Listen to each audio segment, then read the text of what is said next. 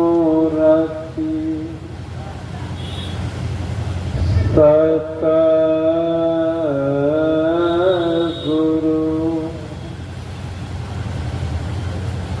मिलवान सर्वाधार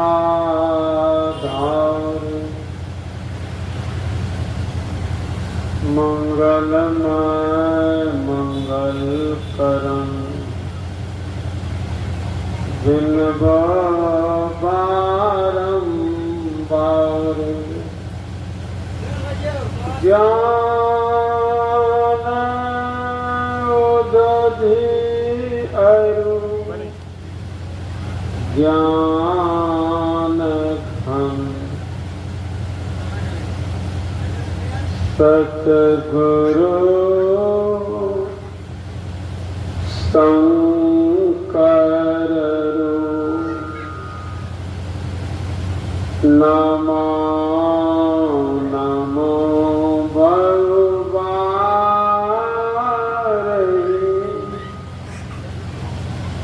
सकल सुख जन भू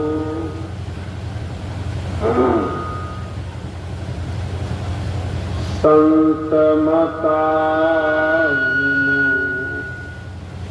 गति नहीं सोना सकल कान जाओ चाहो धार को बनो संत संता माता जनकवती के गोद में खेला सालाल जिनकी वाणी सुनकर दुनिया हुई निहाल खिले कमल की पंखुरियों सम नयन सुशोभित हैं अभिराम महर्षि में विशाल बुद्धि बर सादर बारंबार प्रणाम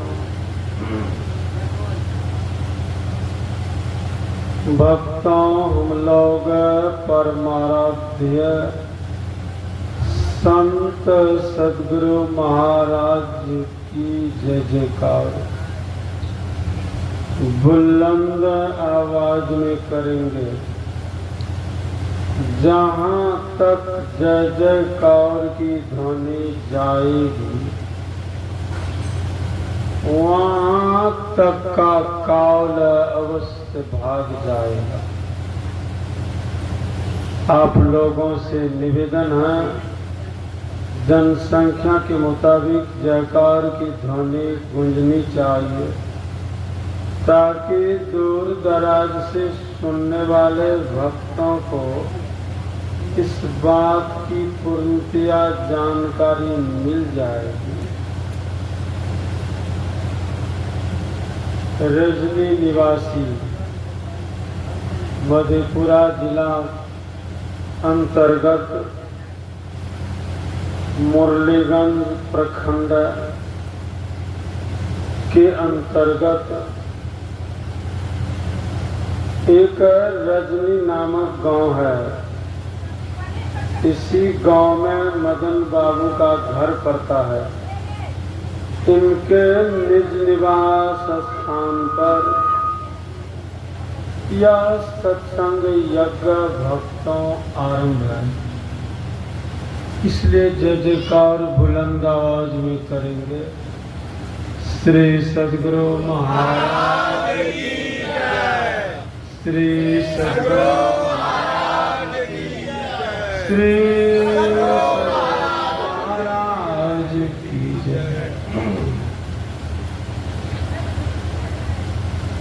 सृष्टि की संभाल करने वाले, सृष्टि के कण कण में विराजमान रहने वाले, सबों के कल्याण चाहने वाले, सभी दुखों के दलन करने वाले, विषम से विषम परिस्थितियों में सतत अपने भक्तों की रक्षा करने वाले, भव सागर रूपी अथाह समुद्र की सीमा को पार करवाने वाले, विशुद्ध बुद्धि के सागर असीम ज्ञान के दाता, अखिल विश्व ब्रह्मांड के निर्माता, विवेक रूपी समुद्र के पुंज, गणिक पटधारी बाल ब्रह्मचारी, भारतीय संस्कृति के ज्ञाना आकाश के सूर्य, महान मार्तंड सन्यासी, प्रातः स्मरणीय अनंत श्री विभूषित परमाराध्य संत सद्गुरु महाराज के पाद पद्मों में मैं कोटि कोटि दंडवत प्रणाम करता हूँ। मंच पर विराजमान पूज्य स्वामी श्री दिनेशानंद जी महाराज को मैं कोटि कोटि दंडवत प्रणाम करता हूँ। यज्ञ करवाने वाले यज्ञ कर्ता को मैं शत शत नमन करता हूँ। आप सभी भक्तों को मैं शत शत नमन करता हूँ। दूर दराज से सुनने वाले जितने कुछ महापुरुष लोग हैं, विद्वत जन हैं, अदृश्य सत्ता में रहकर सुनने वाले जितने ऋषि महर्षि लोग हैं, जितनी देवियां हैं, जितने देवता लोग हैं, उन तमाम पूजगणों के पाद पद्मों में मैं कोटि कोटि दंडवत प्रणाम करता हूँ। समवेत समादरणीय सज्जन वृंद, आदरणीय माताओं तथा भक्ति मती वृंद,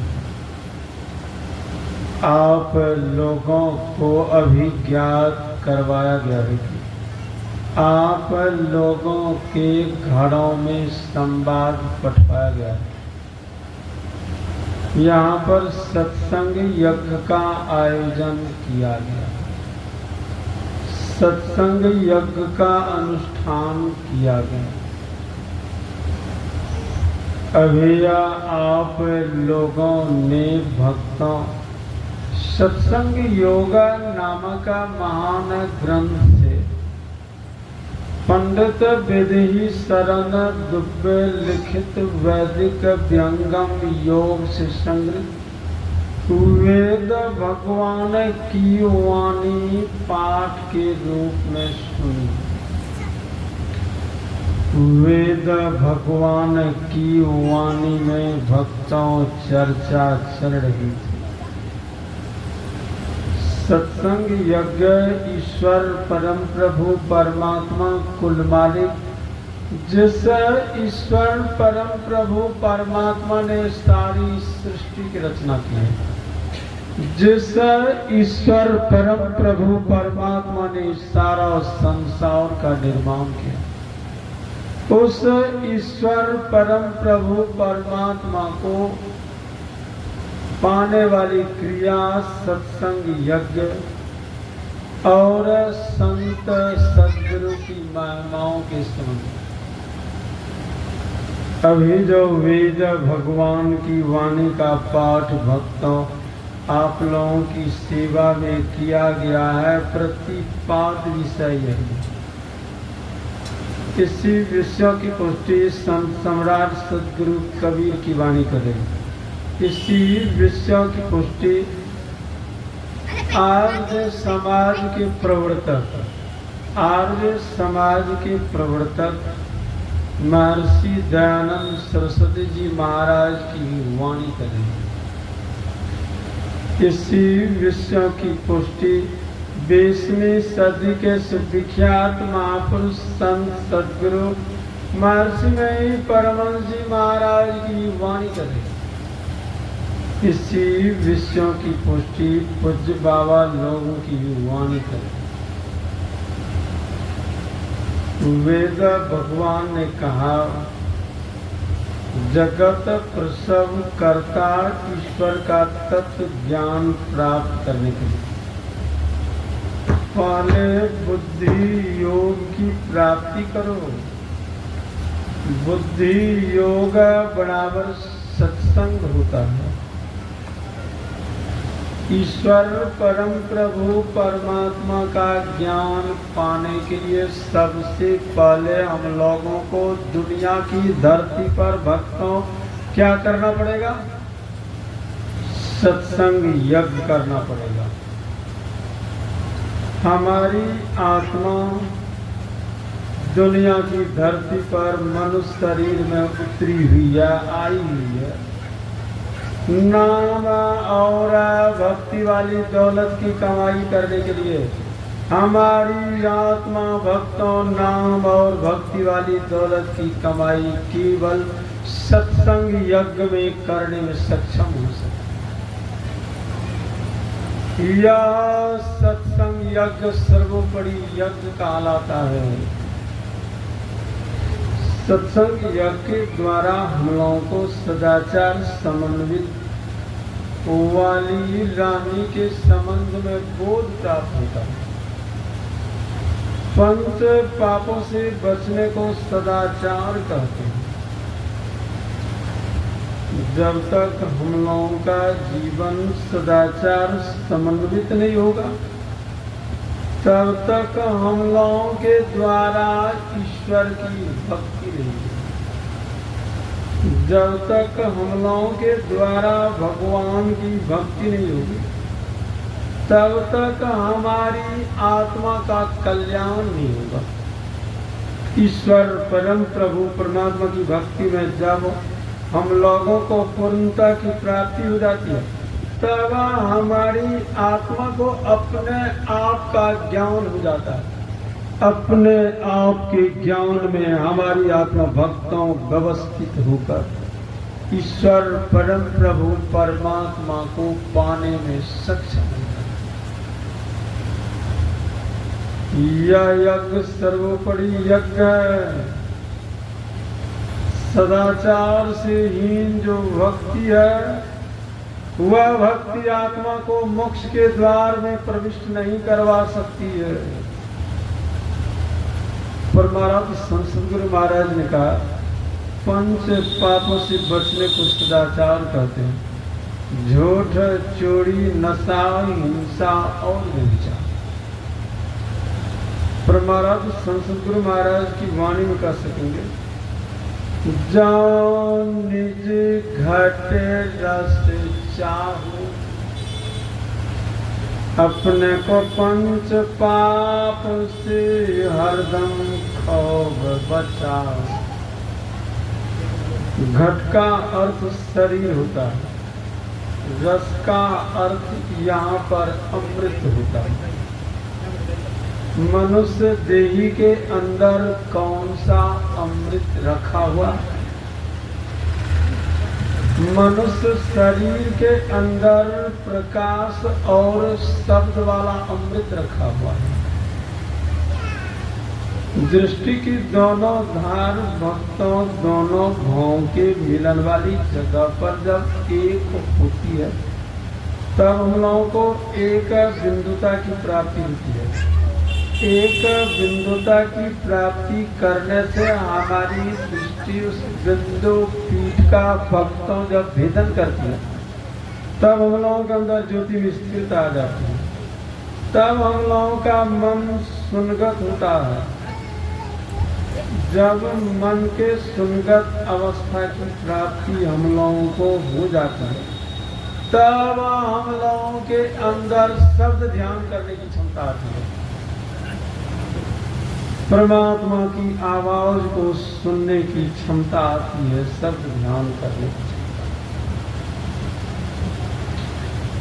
किसी व्यक्ति की जब मृत्यु हो जाती है, उनके शरीर को हम लोग जब छूते हैं, स्पर्श करते हैं, हम लोग कहते हैं इनके शरीर में गर्मी नहीं रही, इनके शरीर में गर्मी नहीं है।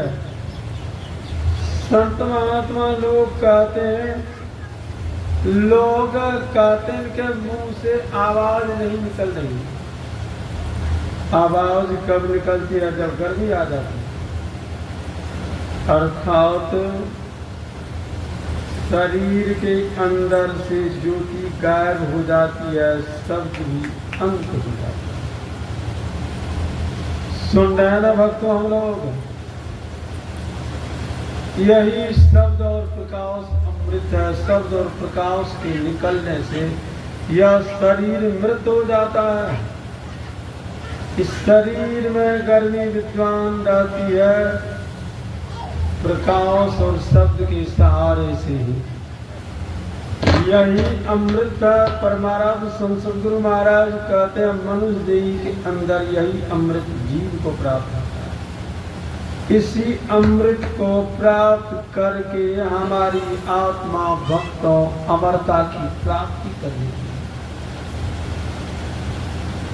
जाओ निज घट रस चाहो, अपने को पंच पाप से हरदम खौफ बचाओ। हाय एक झूठ नशा है, दूसर तीसर नारी पर के हो। चौथी चोरी पंचम हिंसा, दिल से इन्हें अलगाओ। परमाराध्य संत सद्गुरु महर्षि नहीं परमश्री महाराज के सामने पटना अखिल भारतीय संतमत सत्संग भक्तों माइक लगाया गया। अध्यक्ष महोदय रूंगटा जी ने परमाराध्य संत सद्गुरु महाराज से प्रार्थना की मुद्रा में ये बात कही कि हुजूर से मैं करुणामयी प्रार्थना करता हूँ, हम भक्तों को सदुपदेश देने की कृपा कीजिए। परमाराध्य संत सद्गुरु महाराज से रूंगटा जी के द्वारा निवेदन करने पर परमाराध्य संत सद्गुरु महाराज ने कहा, मैं थोड़े से वाक्यों में थोड़ी सी बात आप लोगों की सेवा में सुनाने के लिए जा रहा हूं। हमारी थोड़ी सी यह बात है, आध्यात्मिकता को सबसे ऊपर रखो, उससे नीचे सदाचार तक रखो, उससे नीचे सामाजिक तक रखो, उससे नीचे राजनीति को रखो। जिस देश की आध्यात्मिकता ऊंची और अच्छी होगी, वहाँ के लोगों का जीवन सदाचार समन्वित होगा। पंच पापों से बचने को सदाचार कहते हैं, झूठ, चोरी, नशा, हिंसा और व्यभिचार। जहाँ के लोगों का जीवन सदाचार समन्वित होगा, वहाँ की सामाजिक नीति अच्छी हो जाएगी। जहाँ की सामाजिक नीति अच्छी होगी, वहाँ की राजनीति कभी बुरी नहीं हो सकती। राजनीति में रहने वाले लोग एक स्वर से चिल्ला रहे हैं, धर्म से जुड़ी हुई राजनीति नहीं होनी चाहिए। एक स्वर से चिल्ला रहे हैं, धर्म से जुड़ी हुई राजनीति नहीं होनी चाहिए।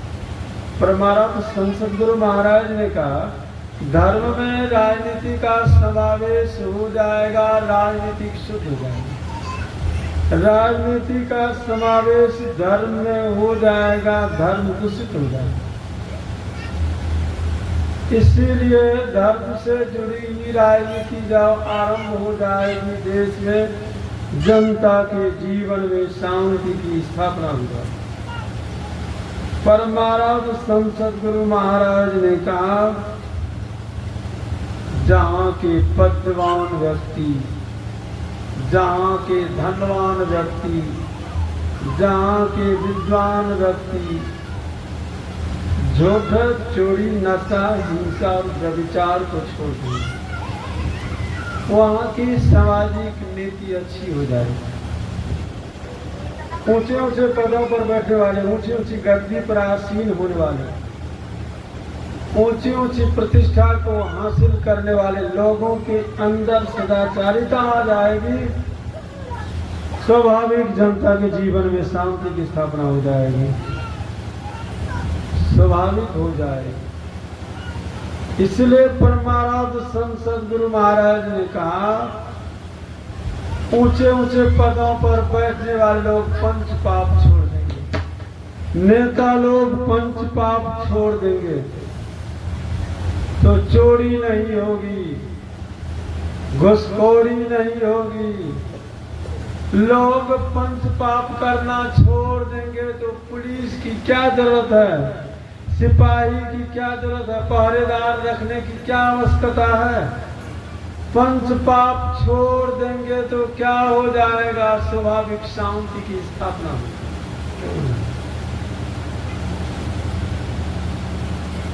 हम लोग कहते हैं वर्षा की मांग हो रही है ना, रोपा करने के लिए, धान की बुआई करने के लिए, वर्षा नहीं हो रही।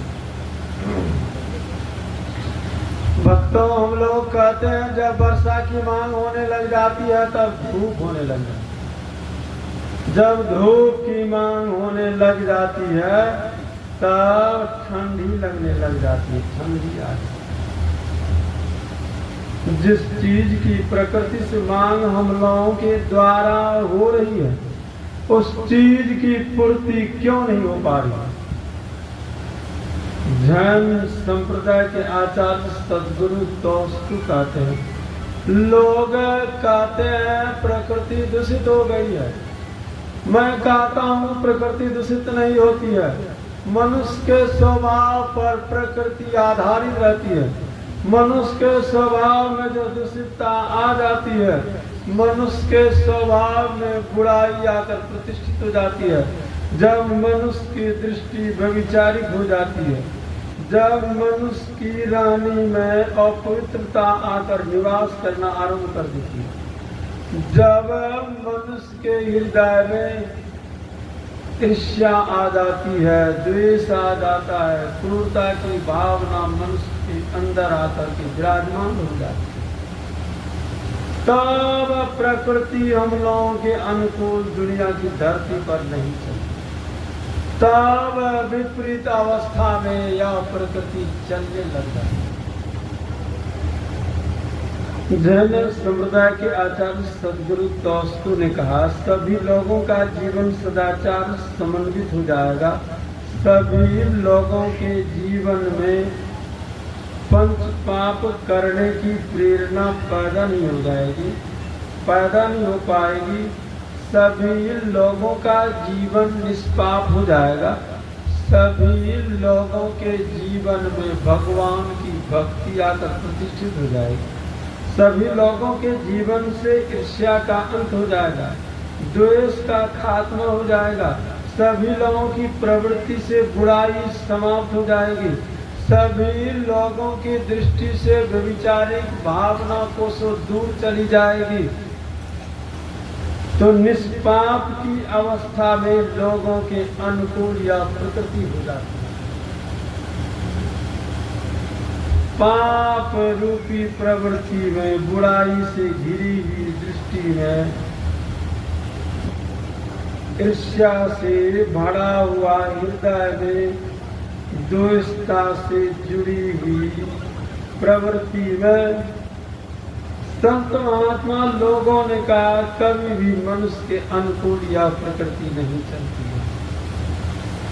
सभी लोग सदाचारी हो जाएंगे, सभी लोग पंच पाप को छोड़ देंगे तो क्या होगा? जितनी वर्षा की मांग होगी उतनी ही वर्षा होगी, जितनी धूप की मांग होगी उतनी ही धूप होगी, जितनी ठंडी की मांग हो जाएगी उतनी ठंडी होगी। हम लोगों के अनुकूल या प्रकृति चलना आरंभ कर देगी। सतयुग में 16 आना पुण्य होता था, पाप 0 होता था। इस पुण्य के फल से सतयुग में 21 हाथ के लोग, पुण्य के फल से सतयुग में लोग 1 लाख वर्ष की आयु को प्राप्त करके जीते थे। सतयुग की आयु 17,28,000 वर्ष रखी गई है। किस गणना से रखी गई है? श्री रामचरित मानस के लंका कांड में चारों युगों की आयु की गणना भक्तों गोस्वामी तुलसीदास जी महाराज की वाणी में इस प्रकार की गई।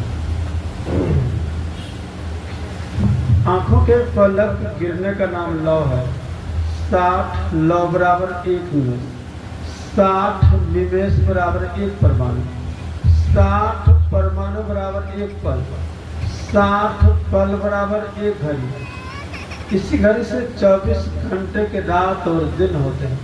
इसी दिन और रात से 30 दिन का एक महीना होता है। इसी महीना से 12 महीने का एक वर्ष होता है।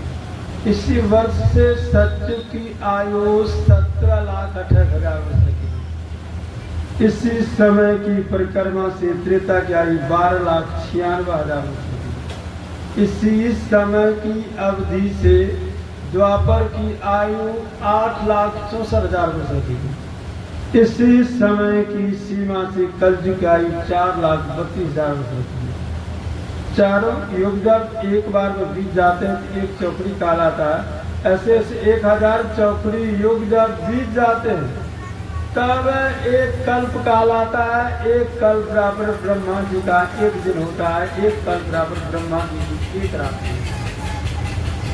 इस समय की अवधि से ब्रह्मा जी की आयु 100 वर्ष रखी गई है। ब्रह्मा की आयु जब पूरी हो जाती है तो सृष्टि में महाप्रलय होने की संभावना उत्पन्न हो जाती है। हम लोग सुन रहे हैं सतयुग की आयु 17,28,000 वर्ष रखी गई। सतयुग में मनुष्य की आयु 1,00,000 वर्ष की थी। सतयुग में लोग सोने की थाली में भोजन करते थे। सोने की थाली में भोजन करते थे। सोने के गिलास में पानी पीते थे। सोना के लोटा में पानी पीते थे। सतयुग में मनुष्य को अनेक सुख सुविधा की प्राप्ति प्रकृति के द्वारा भक्तों होती ही रहती थी। सतयुग में 25,000 वर्षों पर सूर्य ग्रहण चंद्र ग्रहण लगता था। सतयुग में इतनी बीमारी लोगों को नहीं होती थी जितनी आज हो रही है। पाप के कारण लोगों के जीवन से हरियाली समाप्त हो जाती है। इनके बाद त्रेता युग आ गया। त्रेता में 12 आना पुण्य 4 आना पाप होने लगता है।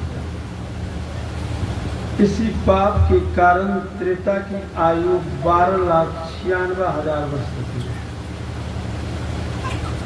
इसी पाप के कारण त्रेता की आयु घटकर 12,96,000 वर्ष की हुई। इसी पाप के कारण मनुष्य की आयु 10वें भाग में बढ़ गई, 10,000 वर्ष की हो गई। कहाँ सतयुग में 1,00,000 वर्ष की, कहाँ 10,000 वर्ष। इसी पाप के कारण मनुष्य के शरीर की लंबाई 14 हाथ की हो गई। इसी पाप के कारण सूर्य ग्रहण चंद्र ग्रहण की भी आयु क्षीण हो गई, अर्थात समीप आ गई। लंबे वर्षों पर होती थी पर समीप आने लगी। पाप के कारण सोने की थाली की जगह पर चांदी की थाली हो गई। स्वर्ण मुद्रा चलती ही रह गई और कुछ प्रकृति विपरीत दिशा होने लगी। सुन रहे ना भक्तों, हम लोग भगवान का जब अवतरण हुआ था दुनिया की धरती पर तो प्रकृति पुनः सत्य के जैसे अनुकूल मनुष्य के साथ हो गई।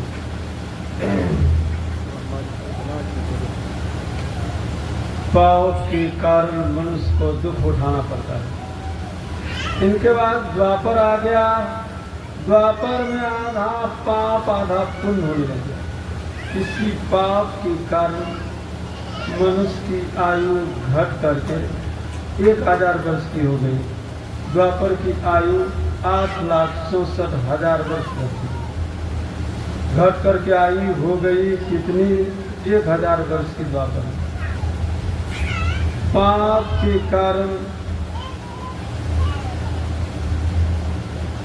हुआ क्या, पीतल का बर्तन, तांबे का बर्तन चलने लगा, उसमें लोग भोजन करने लगे, पकाने लगे। चांदी की मुद्रा आ गई, सोने की मुद्रा गायब हो गई। पाप के कारण चंद्रग्रहण सूर्यग्रहण की आयु समीप आ गई। सतयुग में लोग एक बार फसल बोते थे, 7 बार 9 बार काटते। त्रेता में एक बार फसल बोते थे तो 5 बार 7 बार काटते। द्वापर में एक बार फसल बोते थे 3-4 बार काटते। द्वापर में क्या होने लग गया, आधा पाप आधा पुण्य होने लग गया। प्रकृति मनुष्य की विपरीत दिशा चलने लग गई। इनके बाद कलयुग आया। कलयुग की आयु 4,32,000 वर्ष रखी गई। कलयुग में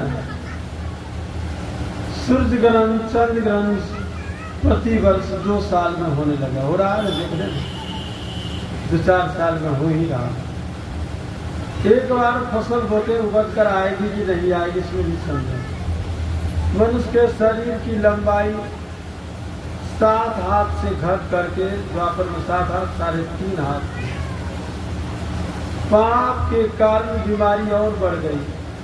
रासायनिक उर्वरक के द्वारा फसल उपजाने की व्यवस्था हो गई, इससे बहुत बीमारी बढ़ गई है। पाप के कारण मनुष्य की आयु कलयुग में 120 वर्ष रखी गई, 10वें भाग में बढ़ गई है ना। संत महात्मा लोग कहते हैं सत्संग के द्वारा ईश्वर भक्ति करने की सीख मिलती है।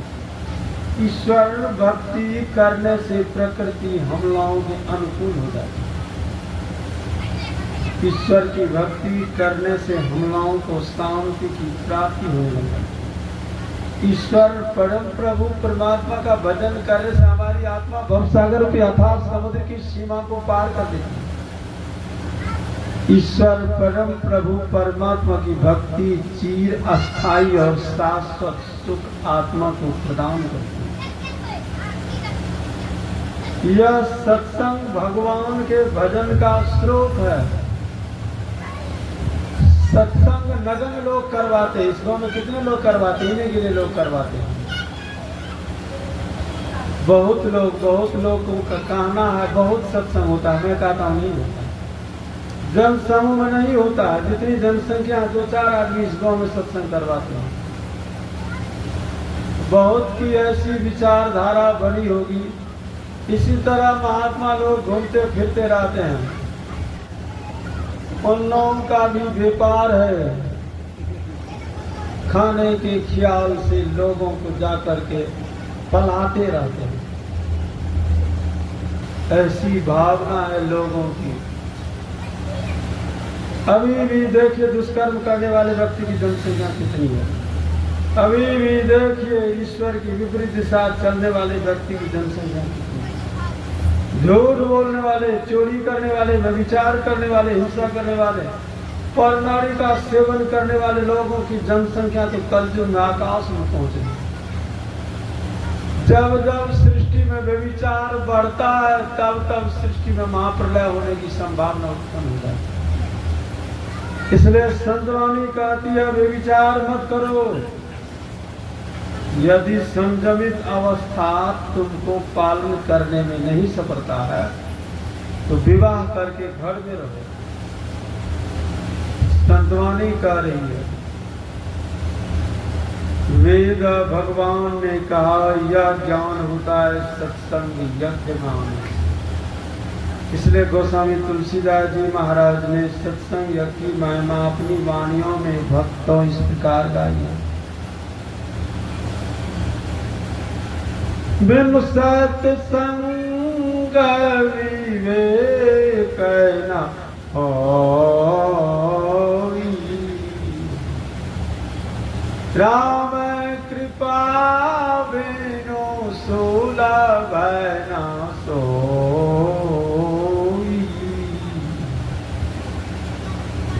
मुद मंगलम संत समाजू। जो जग जंगम तीरथ राजू।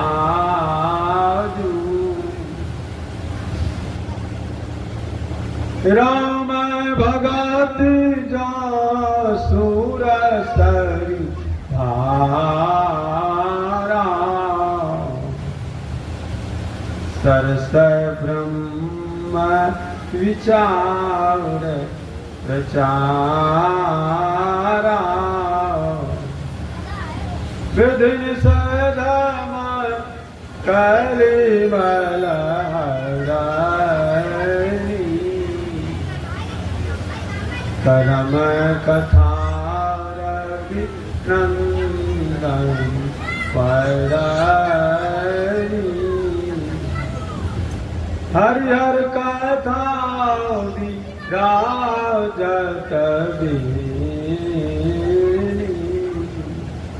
सुनत सकल सुख मंगल देनी।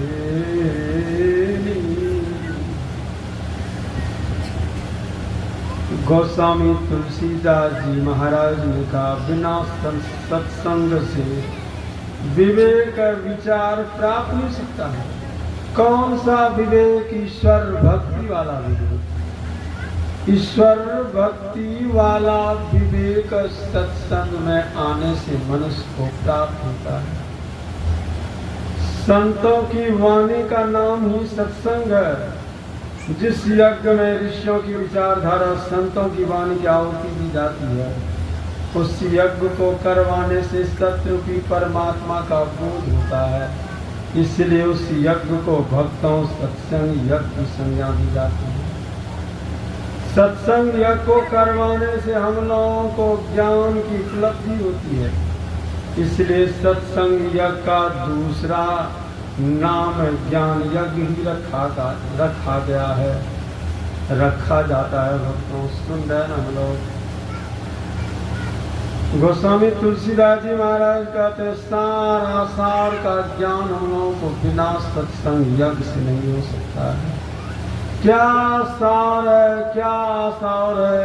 इस आसार संसार में भगवान का भजन ही सार। क्या आसार है? शरीर संसार आसार है। यह ज्ञान कब होता है? जब परम प्रभु परमात्मा की अहेतु की कृपा हम लोगों पर हो जाती है, तब हम लोगों का पग उठकर सत्संग यज्ञ में आता है। तब भक्तों हम लोगों को ईश्वर परम प्रभु परमात्मा का ज्ञान बौद्धिक रूप में प्राप्त होता है। तब जान वाला ज्ञान होता है। संत महात्मा लोगों से भक्ति करने वाली कला का जब ज्ञान हो जाता है, जब हम लोगों का जीवन अभ्यास से जुड़ जाता है, अभ्यास रूपी प्रवृत्ति में हमारी आत्मा व्यवस्थित होकर परमात्मा रूपी पथ की संपूर्ण दूरी को तय कर ईश्वर परम प्रभु परमात्मा की पहचान करके आवागमन के चक्र से सदा के लिए छुट्टी पा लेती है। गोस्वामी तुलसीदास जी महाराज कहते हैं, कब यह प्राप्त होता है? जब भगवान की अहेतु की कृपा हो जाती है। हम लोग कह सकते हैं भगवान की किसी किसी पर कृपा होती है, किसी किसी पर नहीं होती है। इस ग्राम में इतने ही लोगों पर भगवान की कृपा हुई है क्या? भक्तों नहीं, कृपा रूपी दृष्टि की वर्षा होती है। जिस व्यक्ति के हृदय में भक्ति वाली गहराई विद्वान रहती है, उसी व्यक्ति के अंदर इच्छा होती है सत्संग में आकर भगवान की भक्ति करने की। दूसरे तीसरे की नहीं होती है। सुन रहे न भक्तों, जिस व्यक्ति ने पूर्व जन्म में पुण्य की लंबी खेती किया है, जिस व्यक्ति ने पूर्व जन्म में संतों की संगति करके धर्म का आचरण किया है। जिस प्राणी ने पूर्व जन्म में ईश्वर की भक्ति की है, लोगों का उपकार किया है, धन पा करके संत महात्मा लोगों को, दरिद्रों को दान दिया है, जिस व्यक्ति ने वस्त्रहीन को वस्त्र दिया है, जिस आदमी ने भंडारा करवाया है, ऐसी पुण्य की लंबी खेती करने वाली जो आत्मा होती है, पूर्वकृत पुण्यों के कारण जब पुनर्जन्म को धारण करती है, तो उसी पुण्य के प्रभाव से सत्संग में आना वह आत्मा आरंभ कर देती है। जिस व्यक्ति ने पूर्व जन्म में पुण्य की खेती नहीं की है, जिस व्यक्ति ने पूर्व जन्म में संतों की संगति को प्राप्त करके धर्म का आचरण नहीं किया, जिस आदमी ने सदाचार समन्वित वाली रानी में प्रतिष्ठित होकर भगवान का भजन नहीं किया, जिस आदमी ने धन पाकर के दान नहीं दिया है, जिस व्यक्ति ने निसाइयों की सेवा नहीं की है, भंडारा नहीं करवाया है, भूखे को अन्न नहीं दिया, निसाइयों की सेवा नहीं की है, ऐसी कुकर्मों की लंबी खेती करने वाली जो आत्मा होती है, प्रकृत पाप के कारण जब उनका पुनर्जन्म होता है, तो उस आत्मा के अंदर भगवान की भक्ति करने की इच्छा पैदा नहीं होती है। उस व्यक्ति के अंदर भक्तों सत्संग में आने की प्रवृत्ति पैदा नहीं होती है, ख्याल नहीं होता है। उस व्यक्ति के अंदर साधु महात्माओं के प्रति बुरी भावना लगी रहती है। लोगों को देख करके कहते हैं, सब जब सत्संग करना आरम्भ कर देंगे, लोग खाएंगे क्या? सृष्टि के मालिक हम लोग बन जाते हैं, परमात्मा न जानेंगे क्या खाएंगे। सभी लोग सदाचारी हो जाए, सभी लोग भगवान का भजन करना आरम्भ कर दे, सभी लोग ईश्वर की जय जयकार करना आरम्भ कर देंगे, सभी लोगों का निष्पाप जीवन हो जाएगा, सतयुग आ जाएगा, एक ही बार बो देंगे, फसल उगती रह जाएगी, खाते रह जाएंगे, आराम करते रह जाएंगे, पाप छोड़ेंगे तब ना। गोस्वामी तुलसीदास जी महाराज कहते हैं, पुण्य की लंबी खेती करने वाले व्यक्ति पर भगवान की अहेतु की कृपा हो जाती है। क्या कहते हैं? अति हरि कृपा जाहि पर होई, पावत मारग सोई। भगवान के अधिक हेतु की कृपा हो जाती है, पग उत्तर सत्संग यज्ञ में आ जाता है। कितना बड़ा लाभ होता है सत्संग यज्ञ को करवाने से। सुन रहे ना भक्तों, हम लोग गोस्वामी तुलसीदास जी महाराज ने कहा, सत्संग की इतनी बड़ी महिमा है, भगवान भोला को भगवान श्री राम का दर्शन प्राप्त हो। भगवान श्री राम ने भगवान भोला से कहा, तुम्हारी भक्ति से अति प्रसन्न हूँ, कुछ आप मुझसे मांग लो। भगवान भोला ने कहा, प्रभु नाथ एक वर मांग हूँ, एक ही वर मांग रहा हूँ मैं। हम लोगों को भगवान अभी प्रकट होकर मांगने के लिए कहेंगे तो क्या कहेंगे? हम लोग समुचे इस नगरी के लोगों की सारी संपत्ति हमारी हो जाए। भगवान अभी प्रकट होकर मांगने के हम लोगों को कहेंगे तो क्या कहेंगे? समुचा धन हमारा हो जाए, इस वस्तु का हमारी सारी जमीन हो जाए, यही न कहेंगे हम लोग। गोस्वामी तुलसीदास जी महाराज लिखते हैं, भगवान भोला भगवान श्री राम से क्या मांग करते हैं? प्रभु एक ही वर दीजिए मुझे। क्या कहते हैं? नाथ एक वर मांग, हरस देहु श्रीरंग पद सरोज अनुपायनी भगति सदा सत्संग। मुझे आप देना चाहते हैं, आप हमारी भक्ति से अति प्रसन्न है, मुझे एक ही वर दीजिए, आप अपनी सत्संग वाली भक्ति मुझे दीजिए। भगवान भोला सोने चांदी दौलत वस्तु वैभव जगह जमीन मकान की मांग भगवान से नहीं कर रहे। क्यों नहीं कर रहे भगवान भोला? क्या दंड है? क्या मांगो कछु थिर ना रहा, देखत नैन चलो जग जाई। क्या मांगो कछु थिर ना रहा, सुन का महल रूप के छाया, छोर चले नगरी के राजा। 1 लाख पूत 1.25 लाख नाती, जा रावण घर दिया न बाती। लंका सा कोट समुद्र सी खाई, जा रावण की खबर न पाई। कोई करे महल कोई करे टाटी, उर्जा हंसा पर माटी। आवत संग न जात संगाती, क्या भय दल बांधत हाथी। कहे कविरंत के बारी, हाथ धारी में चला जुआरी। लोगों की जब मृत्यु होने लग जाती है तो उस समय लोग अपने वंशज के लोगों से क्या कहते हैं, पुत्र से क्या कहते हैं, पत्नी से क्या कहते हैं, लोग अपनी पुत्री से क्या कहते हैं, समाज के लोगों से क्या कहते हैं। लो अपना जहां दुनिया वालों, हम इस दुनिया को छोड़ चले। जो रिश्ते नाते जोड़े थे, वे रिश्ते नाते तोड़ चले।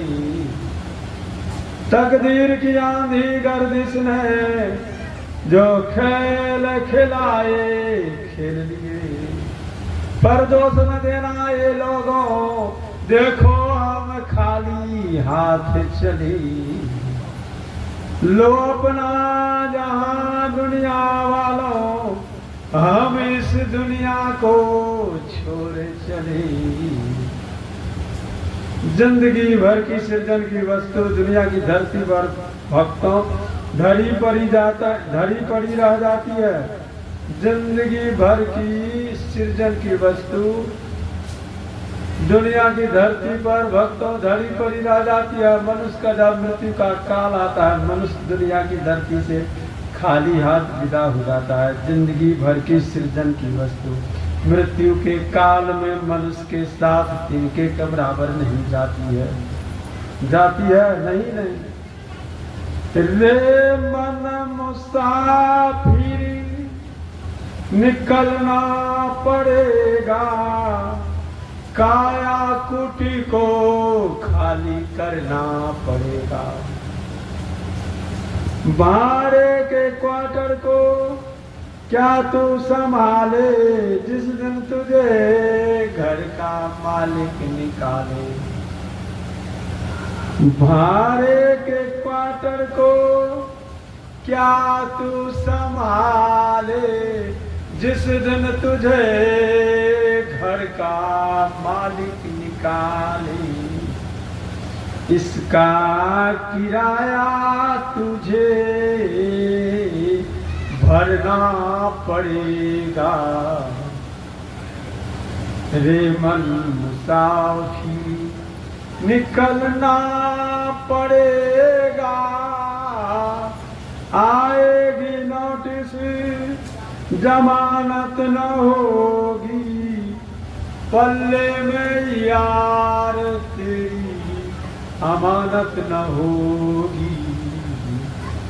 हो करके कैद तुझे चलना पड़ेगा। रे मन मुसाफिर निकलना पड़ेगा।